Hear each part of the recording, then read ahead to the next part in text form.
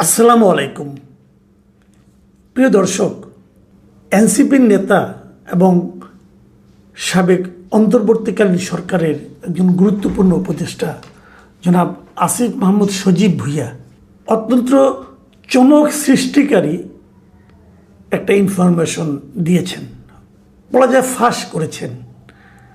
এবং পাশাপাশি বর্তমান যে বিএনপি সরকার, সেই সরকারের ব্যাপারেও একটা মারাত্মক অভিযোগ উত্থাপন করেছেন।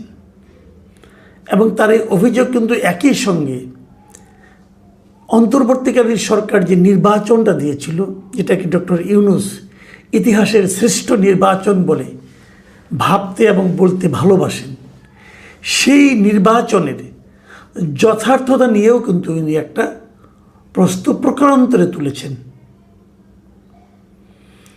এবং এই বিষয়টা হলো কি, এক কথায় যদি বলি তাহলে বলবো আমরা ডিপ স্টেট। উনি বলেছেন যে এই অন্তর্বর্তীকালীন সরকার, এদের সঙ্গে ডিপ স্টেটের কথা হয়েছিল এবং ডিপ স্টেট অন্তর্বর্তীকালীন সরকারকে প্রস্তাব দিয়েছিলেন যে তারা যেন 2029 সাল পর্যন্ত ক্ষমতায় থাকেন। মানে ব্যাপারটা এমন ছিল, যেহেতু আওয়ামী লীগের ক্ষমতা 2029 সাল পর্যন্ত থাকার কথা ছিল, তারা 2024 নির্বাচিত হয়েছে, অতএব আওয়ামী লীগ সরকারের বাকি সময়টা অন্তর্বর্তীকালীন সরকার যেন দায়িত্বে থাকেন। এই প্রস্তাবটা ডিপ স্টেটের কাছ থেকে এসেছিল। দেখুন, এই যে 2029 সাল পর্যন্ত ক্ষমতায় থাকার যে ব্যাপারটা, এটা কিন্তু আমরা একবার শুনেছিলাম একদম অন্তর্বর্তীকালীন সরকার দায়িত্ব নেওয়ার পরপরই ওই সরকারের যিনি ধর্ম বিষয়ক উপদেষ্টা ছিলেন তার কণ্ঠে উনি একবার উচ্চারণ করেছিলেন যে আমরা ওই পর্যন্ত ক্ষমতায় থাকব। তারপর এটা নিয়ে নানা শোরগোল, কথাবার্তা, সমালোচনা হওয়ার পর ওই কথাতে আর কেউ শোনা যায়নি। কিন্তু আমার একটা মনে হচ্ছে এখন, যদি আসিফ মাহমুদ সজীব ভুঁইয়ার এই বক্তব্য সঠিক হয়ে থাকে, তাহলে ওই ধর্ম উপদেষ্টা সাহেব উনি কি এই ডিপ স্টেটের কথার উপর নির্ভর করে ওই কথাটা তখন প্রচার করা শুরু করেছিলেন? এই প্রশ্নটা থাকলো। এই প্রশ্নটা আপনারা পরবর্তী সময়ে এর অনুসন্ধান করবেন। কিন্তু তার আগে আমরা বুঝে নেই যে আসিফ মাহমুদ সজীব ভুঁইয়া কি বলেছেন। বৃহস্পতিবার দিন বিকেলে উনি রাজধানীর বাংলা মোটরে ওনাদের যে একটা অফিস আছে খুব গুরুত্বপূর্ণ জায়গায়, সেই কেন্দ্রীয় কার্যালয়ে স্বাধীনতা দিবস উপলক্ষে একটা বিশেষ আলোচনা সভা অনুষ্ঠানে বক্তব্য দিচ্ছিলেন। এবং বক্তব্য দিতে যেয়ে তিনি কি বলেছিলেন সেটা আমি আপনাদের হুবহু পড়ে শোনাতে চাই, তাহলে আবার উল্টাপাল্টা হয়ে যাবে। বলবেন যে আমি ওই কথাটা বলিনি, ওটা বলেছি। কাজে আমি হুবহু বলি। আমি প্রথম আলো পত্রিকা থেকে নিয়েছি। সেখানে উনি কী লিখেছেন, তিনি বলেছিলেন, আমরা যখন সরকারের দায়িত্বে ছিলাম শুরুর দিকে আমাদেরকে বিভিন্ন শক্তিশালী ইনস্টিটিউশন, শক্তিশালী যাদেরকে আসলে ডিপ স্টেট বলা হয়, তাদের থেকে আমাদেরকে অফার করা হয়েছিল যে আপনারা শেখ হাসিনার যে মেয়াদ আছে 2029 সাল পর্যন্ত সেটা শেষ করেন, আপনারা শেষ করেন, আমরা আপনাদেরকে সহযোগিতা করি। এবং তিনি আরও বলেন, ওনার আরেকটা বাক্য আমি আরেকটা বিষয় কিছু কথা, কয়েকটা বাক্য আমি আপনাদেরকে পড়ে শোনাতে চাই, এটা দরকার। সেখানে বলা হয়েছে তাদের, মানে ডিপ স্টেটের, তাদের সার্টেন কিছু শর্ত ছিল যে তাদেরকে কিছু কিছু জায়গায় ফ্যাসিলিটেট করা, এবং তারা পুরা রোডম্যাপ করেও নিয়ে আসছিল যে বিএনপির নেতাদের তো সাজা আছে, তো সাজা থাকলে সাধারণভাবে নির্বাচন দিলেও তারা নির্বাচন করতে পারবে না, তো তাদের সাজাগুলো না করে আদালতের মাধ্যমে যদি লেংদি করে, আপনারা তো জানেন সেটা কীভাবে করা যায়। আদালতের ডেট ঘুরিয়ে ঘুরিয়ে তারেক রহমানের নিজের নামেও সাজা ছিল, সে যদি সাজাপ্রাপ্ত অবস্থায় থাকতো, নির্বাচন হলেও তিনি বাংলাদেশের নির্বাচনে অংশগ্রহণ করতে পারতেন না। মানে ডিপসে তাদের এই প্ল্যানগুলো দিয়ে দিয়েছিল। দেখেন, এখানে কিন্তু কতগুলি বিষয় আছে, খুব ইন্টারেস্টিং বিষয়। কিন্তু আমি একটা জিনিস একটু বলতে চাই যে তারা যে রোডম্যাপটা নিয়ে এসেছিল, সেই রোডম্যাপের মধ্যে যে কথাগুলি আসিফ মাহমুদ সজীব ভুঁইয়া উচ্চারণ করলেন, সেখান থেকে দুই একটা শব্দ আপনাদেরকে আমি, দুই একটা লাইন আপনাদেরকে আবার একটু রিপিট করি। দেখেন, উনি কিন্তু এক জায়গায় বলেছেন যে কিভাবে মানে একটা আদালতের সাজাকে দীর্ঘায়িত করা যায়, ওই ডেট দিয়ে দিয়ে এই কথা কিন্তু উল্লেখ করেছে এখানে। এই যে যেমন তাদের সাজাগুলো না করে আদালতের মাধ্যমে এগুলো লেংদি করে, আপনারা তো জানেন সেটা কিভাবে করা যায়। এই যে একটা কথা না, যে আপনারা তো জানেন সেটা কিভাবে করা যায়, তার মানে হচ্ছে এই জায়গাটা আমি ধরছি এই কারণে যে দেখেন একজন মানুষ, তাকে আপনি মামলা দিয়ে কত রকম হয়রানি করতে পারেন, এবং সেটা কে করে? রাষ্ট্র করে, সরকার করে। আমাদের সরকারগুলো এই ধরনের আকাম কুকাম করে। এটা কি কোনো ন্যায় নীতির কথা হলো? আমি কেবল ওই সরকারের কথা বলছি না, আমি সব সরকারের কথাই বলছি। তারা এই যে মামলার ডেটটা মিথ্যা মামলা দিয়ে ঘুরিয়ে ঘুরিয়ে ঘুরিয়ে ঘুরিয়ে সময় ক্ষেপণ করা, এবং ওটা করলে পরে তো তারেক রহমানও নির্বাচন অংশ নিতে পারতেন না, এই কথাটাই বলতে যাচ্ছে সে। এখন এটা ডিপ স্টেট আদৌ বলেছে কি না, নাকি আসিফ সাহেব বানিয়ে বানিয়ে বলছেন, এটা তো আমি আর জানি না। বাট ওনাদের মাথায় যেটা এসেছে এটা আমি বুঝতে পারছি। মানে এটা ডিপ স্টেট তাদেরকে কীভাবে বলছে, কেন বলছে, এটা আমার কাছে কিন্তু আসলে এখন পর্যন্ত গ্রহণযোগ্য না। আমি আমার প্রশ্নগুলো আরেকটু পরে করব, আরেকটু পরে করতে চাই। আসিফ মাহমুদের আরেকটা আপনার বিষয় নিয়ে আলোচনাটা আমি একটু বলতে চাই। ওইখানে উনি বলেছিলেন, ওই অনুষ্ঠানেই বলেছিলেন, তিনি বলেছিলেন অন্তর্বর্তী সরকারের গুরুত্বপূর্ণ দায়িত্বে থাকা ব্যক্তি বিএনপি সরকারের মন্ত্রী হিসেবে আছেন। বুঝতে পারছেন কার কথা বলা হচ্ছে? ডক্টর খলিলুর রহমানের কথা বলা হচ্ছে, তাই না? এটা বোঝা যায় যে তারা এই নির্বাচনে লেভেল প্লেইং ফিল্ডকে আসলে ক্ষতিগ্রস্ত করেছে। যাদেরকে তারা বিএনপি সরকার এখন পুরস্কৃত করলো, তাদেরকে ব্যবহার করেছে। দেখেন, আমি আগেও বলেছি, বহুবার বলেছি, মন্ত্রী পরিষদ এটা কিন্তু আসলে তারেক রহমান সাহেব নিজে নির্ধারণ করেছেন। এটাই পার্লামেন্টারি সিস্টেম, গভর্নমেন্টের নিয়ম, যে প্রধানমন্ত্রী ঠিক করেন যে কাকে কোন মন্ত্রিত্ব দিবেন। তার মানে ডক্টর খলিলুর রহমানকে নেওয়া এটা প্রধানমন্ত্রীর ব্যক্তিগত চয়েস বলে আমি মনে করি, এখনও মনে করি। আমি যদি অন্য কোনো চয়েস থাকে, কারো চাপ থাকে, তবুও আমি বলবো সেই চাপের কাছে নথি স্বীকার যেটা করেছেন এটা প্রধানমন্ত্রী করেছেন। কেন করেছেন আমি জানি না, বাট আমার কাছে এটা ভালো লাগেনি। এটা আমি আগে যেদিন ওনাকে নিয়োগ দিয়েছি সেই দিনই বলছি, এবং তখন আমি এটাও বলেছিলাম এই জন্য আপনাকে পরবর্তী সময়ে অনেক কথা শুনতে হবে। এই যে কথা শুরু হয়ে গেল, কিন্তু কথা কিন্তু শুরু হয়ে গেল। আসিফ মাহমুদ সজীব ভাই কিন্তু এই কথাটাই বলেছেন যে লেভেল প্লেইং ফিল্ডকে ইন্টারিম সরকার, যে এই অন্তর্বর্তী সরকার, তারা বাধাগ্রস্ত করেছে, নষ্ট করেছে। কেন নষ্ট করেছে? বিএনপিকে জেতানোর জন্য, এবং তার পুরস্কার বিএনপি দিয়েছে। আমি জানি না অন্য কোনো উপদেষ্টা আবার এই 11 দলীয় জোট যেটা আমাদের আসিফ মাহমুদ সাহেবরা ছিলেন, জামাত ছিল, ওই জোটকেও হেল্প করেছে কিনা জানি না। জানতে পারতাম, যদি তারা ক্ষমতায় আসতো তাহলে হয়তো তারাও ওরকম কাউকে মন্ত্রী বানাতো কিনা, তাহলে হয়তো বুঝতে পারতাম। কিন্তু এই যে অভিযোগটা উনি করেছেন, অন্তর্বর্তীকালীন সরকারের একজন সক্রিয় সদস্য এবং পাওয়ারফুল মেম্বার ছিলেন, উনি অনেক দিন ছিলেন, শেষ দিকে এসে উনি নির্বাচনের তফসিল ঘোষণার পরে রিজাইন করেছেন। এর আগে সবই তো উনি জানেন। তাহলে বিএনপির জন্য এটা কিন্তু একটা মারাত্মক অভিযোগ। এই অভিযোগ বিএনপি কীভাবে সলভ করবে আমি জানি না। বিএনপি কীভাবে এই অভিযোগকে জবাব দেবে?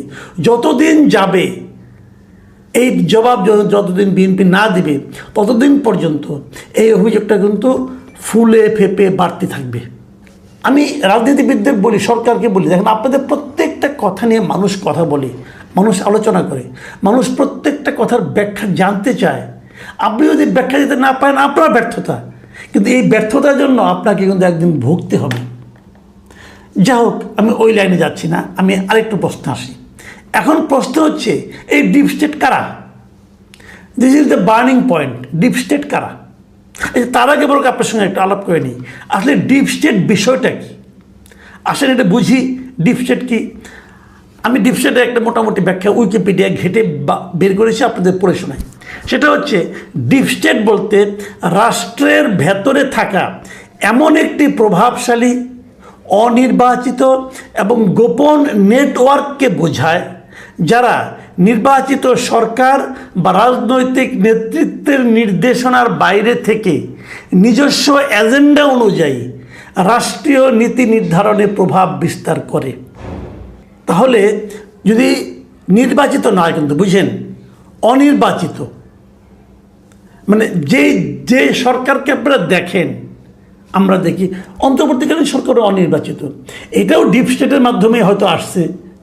তাও মানলাম ওটা একটা সরকার, দৃশ্যমান সরকার। তো এই দৃশ্যমান সরকারের বাইরে আরেকটা পাওয়ার যা নাকি সরকারকে চালায়, এবং এরা কারা সেটাও আমি যেটা পেয়েছি সেটা আপনার সঙ্গে শেয়ার করি। এরা মূলত সামরিক, গোয়েন্দা সংস্থা, আমলাতন্ত্র বা শক্তিশালী কর্পোরেট চক্রের সমন্বয়ে গঠিত হয়।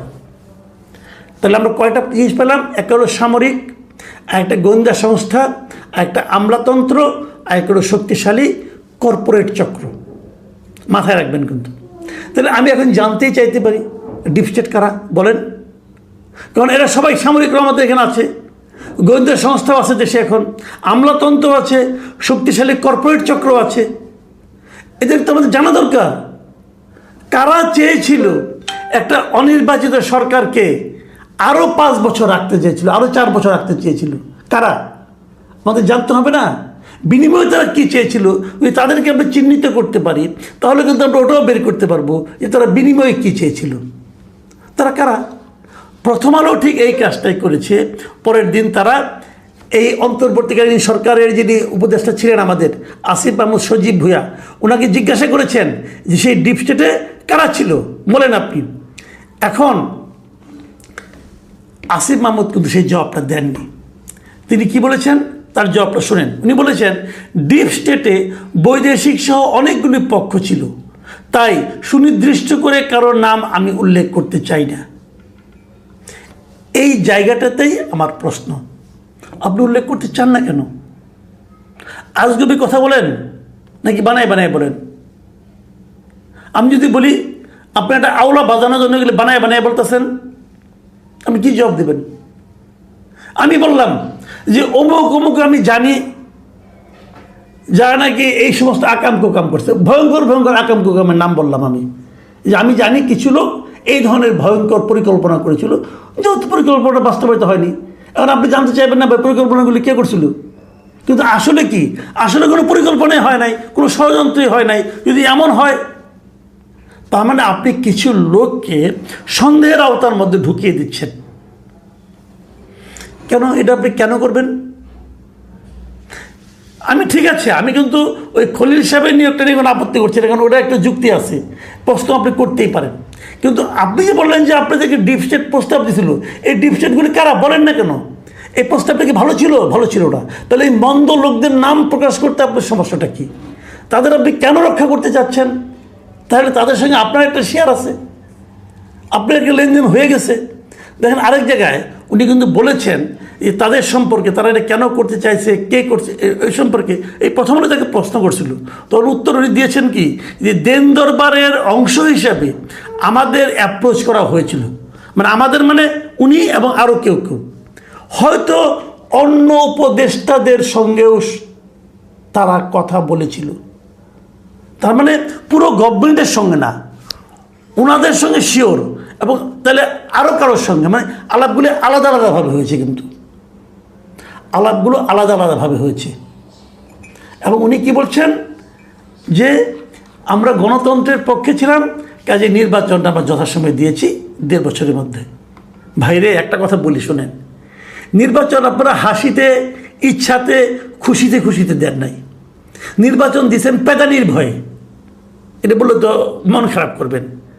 আর্মি চিফ বলছিল না যে 18 মাসের মধ্যে নির্বাচন হতে হবে? 18 মাসের মধ্যে নির্বাচন হয়েছে, ওই পেদানির ভয় দিয়েছেন নির্বাচন। আর এখন উদাস শাসতেছেন ও মহামানব শাসতেছেন যে আপনারা গণতন্ত্রের পক্ষে ছিলেন। আপনারা গণতন্ত্রের পক্ষে ছিলেন, যে কামগুলি যে করছেন ওগুলি গণতান্ত্রিক কাজ ছিল। লুটপাট তো কম হয় নাই, লুটপাট তো কম হয় নাই, আপনাদের অভিযোগ তো কম নাই। আপনি বাঙালির কি বুঝান? হিসাব দিচ্ছেন এটা, আমার এই ব্যাংক হিসাব। আরে ভাই, চুরি মালকে ব্যাংকে রাখে? চুরি মালকে ব্যাংকে রাখে নাকি? আপনারই দলের একজন দেখলাম, একজন আপনার দল থেকে পদত্যাগ করে গেছে, সেই তো বলছে যে আপনার কম্পিউটার ল্যাপটপ সবগুলি সিজ করলে অনেক কিছু পাওয়া যাবে। এতদিন হয়তো ওগুলি ক্রাশ করে দিয়েছেন, কে জানে, পেয়ে যাবো খুব শিগগিরই। সংসার কেমন করে চালান, কোথা থেকে ইনকাম আসে, টাকা আসে, এগুলি বুঝবো না আমরা? 22,000 টাকা দামে কেটস কিনেন, এগুলি আমরা বুঝবো না? হিসাব সব বেড়ে যাবে, কটা দিন অপেক্ষা করেন না। কাজে এত জ্ঞানের আপনি তো লাভ নেই রে ভাই, ওই জ্ঞান তো আমরা বুঝি। কাজে ইলেকশন হয়েছে গণতন্ত্রের প্রতি আপনাদের প্রেমের কারণে না, আপনারা পারলে একদিনে 1 ঘন্টা বেশি থাকলেও আপনাদের লাভ, ওইটাই আপনারা করতেন। ডিও লেটার লিখছিলেন না মোহাম্মদ এজাজকে মেয়র বানানোর জন্য, নিজের চিঠি নিজের প্যাডে চিঠি লিখছেন। মোহাম্মদ এজাজ খুব ভালো মানুষ, এখন আবার সে তার বিজয় যাত্রায় কেন বাধা কেন? হ্যাঁ, চোরের চোর একটা, তো ওই চুরির ভাগ আপনি পান নাই ভাই। এইগুলি বইলা লাভ নাই। অনেক কথাই তো কইছেন, যখন উপদেষ্টা ছিলেন বলছেন এনসিপির সঙ্গে আমার কোনো সম্পর্ক নাই, বলছেন না? বলছেন তো। পরে যেদিন উপদেষ্টা গিয়ে গেছে তারপরে এসে তো এনসিপিতে জয়েন করছেন। তো এগুলি ভাই আমরা জানি, এগুলি বোঝার মতো বুদ্ধি এই দেশের সাধারণ মানুষের আছে। আমরা সাধারণ মানুষ হইতে পারি, গরিব মানুষ হইতে পারি, কিন্তু এগুলি বুঝি ভাই। কাজে এই যে এখন মহামানব সাজার যে প্রবণতাটা, এই প্রবণতাটা ছাড়েন। আপনি কি ছিলেন, ডিপ স্টেট আপনাকে কী করছে, তবে আপনাকে আমি খুব বাহবা দিই। এরকম যে এখনও মাস্টার ডিগ্রিও পাস করেন নাই, খুব তো নাটক করে আবার নর্থ সাউথে যে ভর্তি হয়েছিলেন, পরীক্ষা দিচ্ছেন দেখলাম, ওই লেখাপড়ার কী খবর জানি না এখন পর্যন্ত। এর মধ্যেই যে কায়দা কানুন শিখে গেছেন, যে খবরটা পাবো আশা করি আল্লাহর রহমতে সব পেয়ে যাব। তো এটার জন্য আপনাকে আমি বাহবা দিই যে আপনি একজন মেধাবী লোক, কোনো সন্দেহ নেই, ওই কাজে খুব মেধা আপনার আছে, বাকিটুকু জানা যাবে। যাই হোক, আমি যেটা বলবো, আমার যেটা বক্তব্য সরকারের কাছে, যে এইগুলো সমাধান করেন ভাই। যারা ডিপ স্টেটকে খুঁজে বের করেন, ওনাকে জিজ্ঞাসা করেন ভাই ডিপ স্টেট কে, তাদেরকে দেশ চালানোর জন্য আমাদের জানা দরকার, তারপরে আলোচনা হবে। প্রিয় দর্শক, এটা নিয়ে আর বেশি কথা বলি না, এখন এই পর্যন্তই। আল্লাহ হাফেজ।